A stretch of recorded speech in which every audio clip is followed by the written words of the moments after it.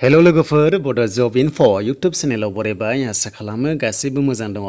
APSC आव साख्रि ओंखारना फैदों हौवाफोर हिनजावफोर गासैबो एप्लाइ खालामनो हागोन आरो अनलाइन एप्लाइ जागोन। लास्ट डेटआ 3 नभेम्बरसिम थागोन आरो एप्लाइआ अक्ट'बर 4 निफ्राय स्टार्ट जागोन।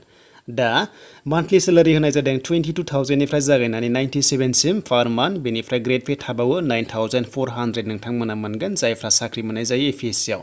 दा बे पस्टआ मा आरो बेसेबां क्वालिफिकेसन नांगौ नोंथांमोना भिडिअखौ जोबजासिम नायलांदो। बेनिफ्राय गोदानै फैदोंबा चेनेलाव साबस्क्राइब खालामना लानो हागोन बेबायदि साख्रिनि आपडेट मोनबाय थानो बड' जब इनफो इउटुब चेनेलाव। दा बिदिब्ला जों थांसै फैदो अफिसियेल वेबसाइटआव, बेनिफ्राय जों नायनोसै अफिसियेल नटिफिकेसन।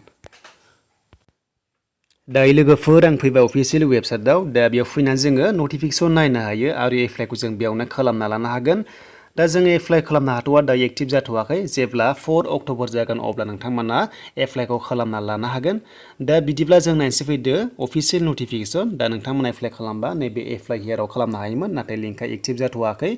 दा जोङो बेखायनो जोङो नायनोसै, जोङो दायो अफिसियेल नटिफिकेसन जेब्ला 4 अक्ट'बर जागोन अब्ला नोंथांमोना एप्लिकेसन खालामनो हागोन एबा एप्लाइखौ खालामना लानो हागोन आरो लोगोसे मबाइलावबो एप्लाइखौ खालामना लानो हागोन।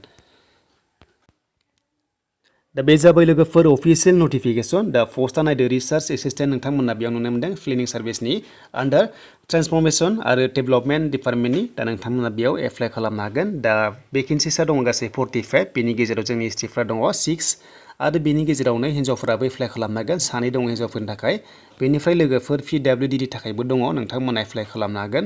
दा स्केल फेया 22,000निफ्राय जागायनानै 97 सिम जागोन पार मान्थ। बेनिफ्राय ग्रेड फेया 9,400। दा बेनिफ्राय क्वालिफिकेसन नोंथांमोना ग्रेजुवेट जानाय जानांगोन, आर्ट्सनिफ्रायबाबो जागोन। बेनिफ्राय साइन्स कमार्स जायखिजाया जागोन, नाथाय साबजेक्टआ मोनसे थाथारनांगोन। दा साबजेक्टखौ नोंथांमोना बेयाव नायना लादो, जेरै इक'नमिक्स थानांगोन, मेथ्स थानांगोन, बा नोंथांमोना ससियल'जि थानाय जानांगोन। जायखिजाया बेयाव होनायनि गेजेराव मोनसे थाबानो एप्लाइखौ खालामनो हायो आरो।